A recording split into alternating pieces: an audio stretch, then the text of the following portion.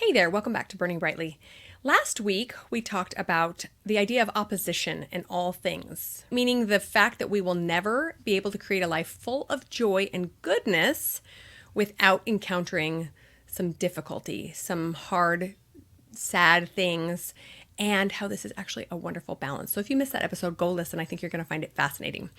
But this week, I'm going to give you some concrete tips for managing the pain and discomfort that come with building a business or putting ourselves out into the world. Because like we discussed in episode 3, that primitive brain will start shouting at us when we do unfamiliar or scary or seemingly painful things. It will tell us to stop. And so we're going to talk about managing that discomfort when it comes up for us. Now, I fully acknowledge there are an infinite number of negative and uncomfortable emotions that will come to the surface for us when we go on this amazing, miraculous entrepreneurial journey. But we're just going to tackle 5 of them today. And these 5 tend to be some of the most common that I hear from people that I coach, people that I help, and for myself personally as well. Those 5 that we're going to learn how to manage the discomfort of today are insecurity, boredom, overwhelm, frustration, and confusion. So if you can relate to any of these, or you think you might relate to any of these as you start building your business, you're in the right place. Now, all of these emotions come up for me, honestly, almost daily.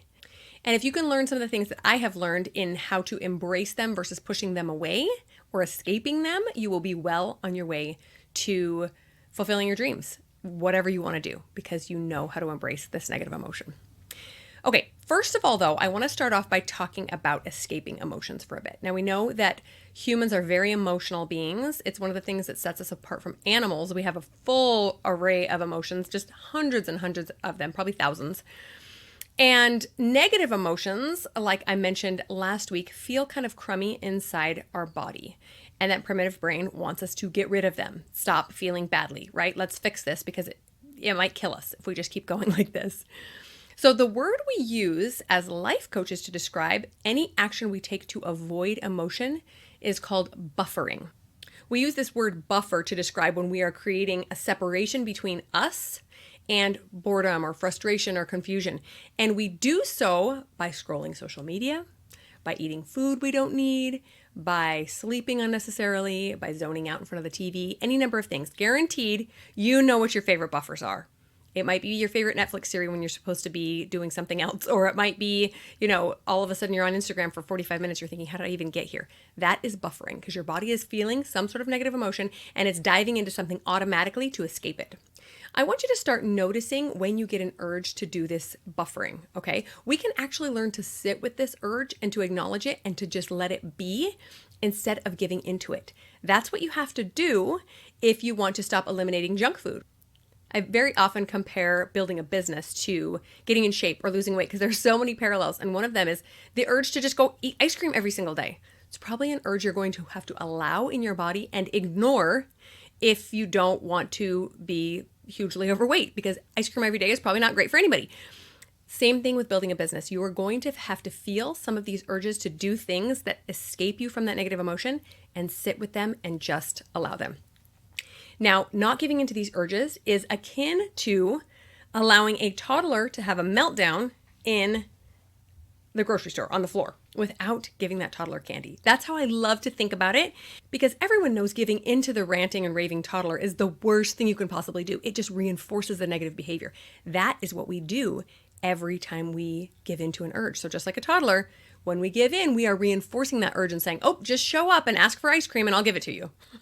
We need to teach our brain that, no, you're going to show up and ask me for this, and I'm going to say no. My rational brain is going to win here, and I will just sit with it, let it run its course, and every time it will get easier and easier to allow those urges without giving in.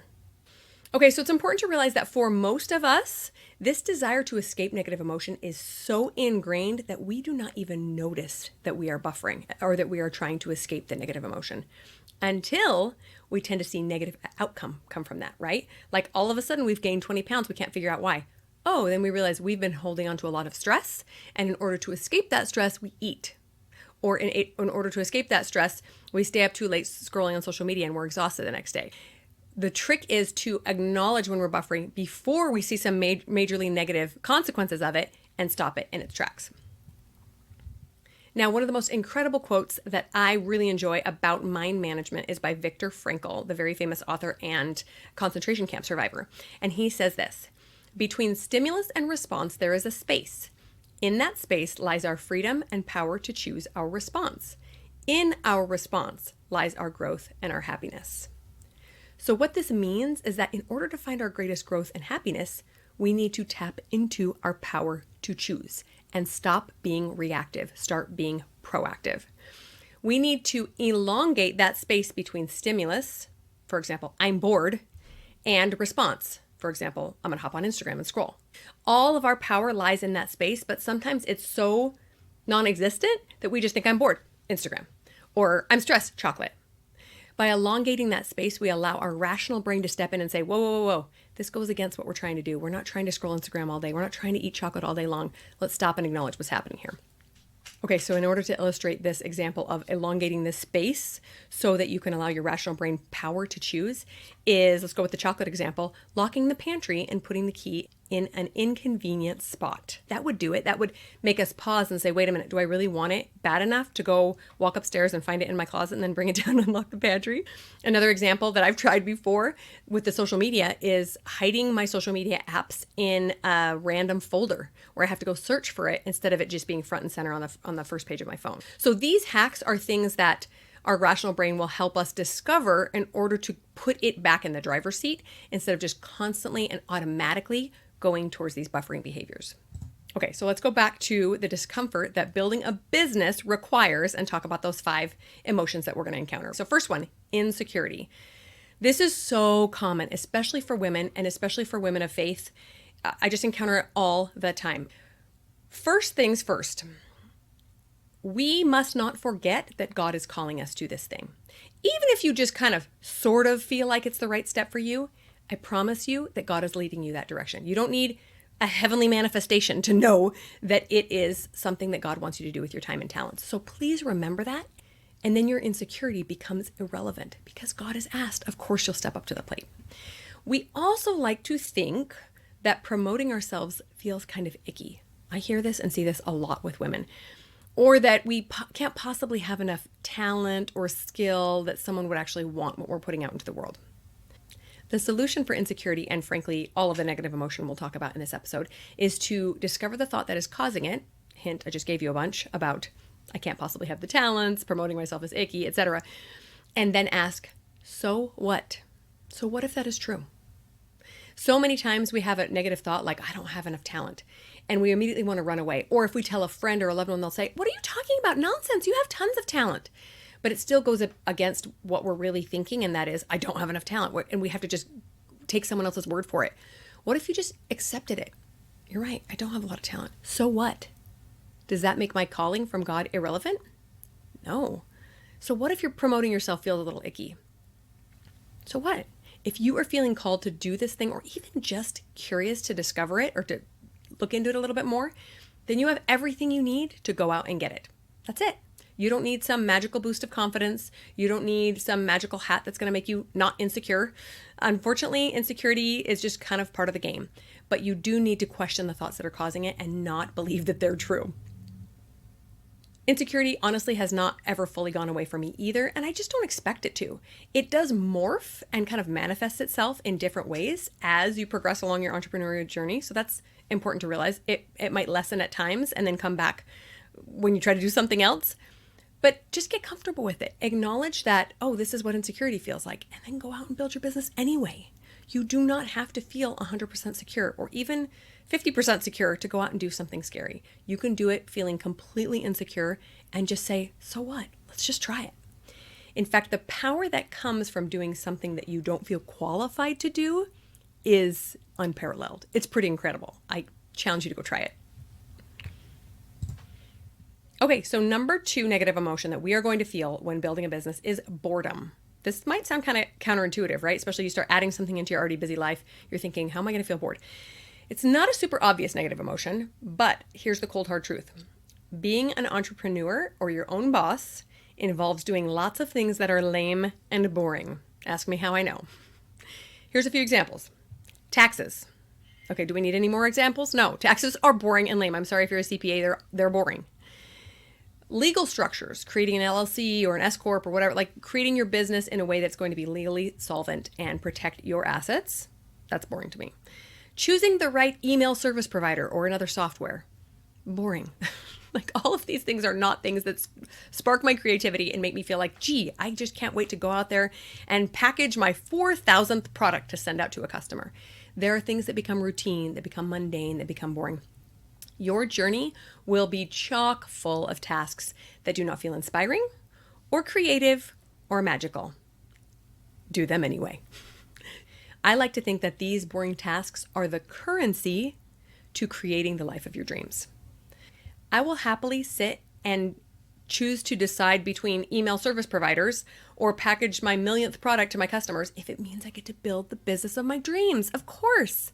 Because in between all those boring things, there's going to be awesome bursts of creativity and magical amazingness, but it will not be all of it. There will be plenty of just regular old boring stuff. So don't feel like that means something has gone wrong. Side note, you will be able to outsource some of these boring things as you grow and get more capital to invest in your business, but just accept upfront that some of your tasks will always be lame. Even if you're a super successful CEO who makes millions of dollars, you will still have to do things you do not like and that are kind of boring.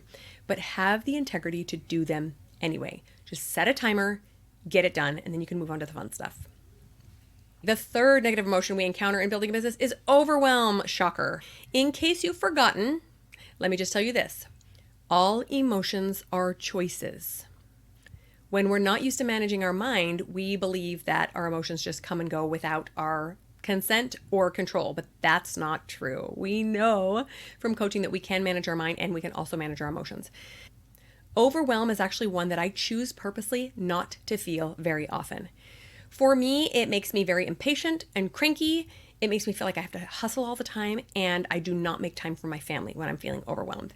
So when I feel it coming up, I get very intentional about my thoughts. I analyze them, I write them down, I get coaching from someone else if I need to, and I figure out how to flip that overwhelm on its head. So some common thoughts that I've noticed that cause overwhelm for me are, I'll never get all this done. There's very often an all or nothing kind of mentality, like, oh, all this to get done, I'll never do it. Or there's only one of me and this huge to-do list. I can't balance being a mom and building a business. It's too much. Or why did I sign up for all this? And then once I've acknowledged the thoughts that are causing the overwhelm, then I get to work creating the thoughts that will take me out of it. And I personally think that overwhelm is very connected to a victim mentality. When I feel overwhelmed, it feels like everything is being done to me and I am not in control of everything. And I really dislike that feeling.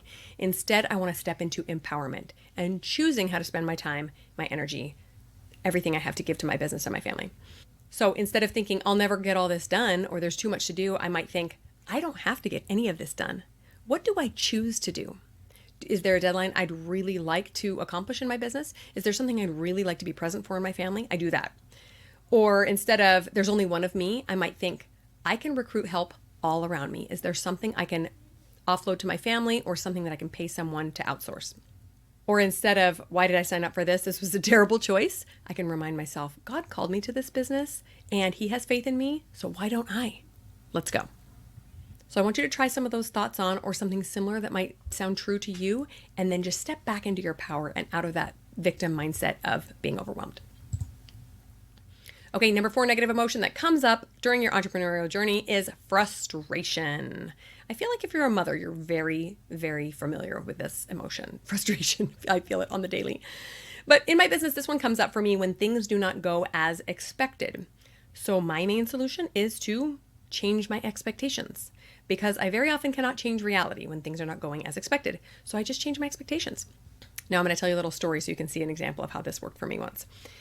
I recently tried out a new software for my business that seemed amazing. Everything I read about it sounded like it was going to be able to allow me to combine 3 or 4 of my current software programs into one. So I wouldn't have to pay for all these separate ones. I'd just pay for one and be able to do it all under one roof. Things wouldn't have to communicate with each other. It just seemed so much more simple. So I signed up for it. I paid for a year in advance to the tune of about $1,500. And then I started playing with it. And the software was kind of a wreck. There were bugs everywhere. It suddenly made my business tasks so much harder and more complicated. Every time I sat down to do something, it took me twice as long. Add on to that the learning curve that always comes with learning a new software. I was flooded with frustrating thoughts like, This wasn't supposed to be like this. This was supposed to make my life easier. I'm wasting so much time. I wanted this to be easy, and this has just been a big catastrophic mistake. I even lost a few potential clients because my website wasn't working as expected when I launched something. So I was allowing myself to just drown in frustration over this software catastrophe. But I finally decided this. I can beat my head against the wall, or I can decide that this software trial was always supposed to happen like this. I had been thinking about using the software for a long time, so trying it out finally taught me that it was not the right one for me. There were too many bugs, too many issues. I decided that instead of expecting the software to be perfect, since it obviously wasn't, I could just expect it to be a train wreck and decide from there. Do I want to invest the time in figuring it out despite the bugs, or do I want to bail? I ended up deciding I didn't have time for the bugs. I bailed, and I went back to my previous software.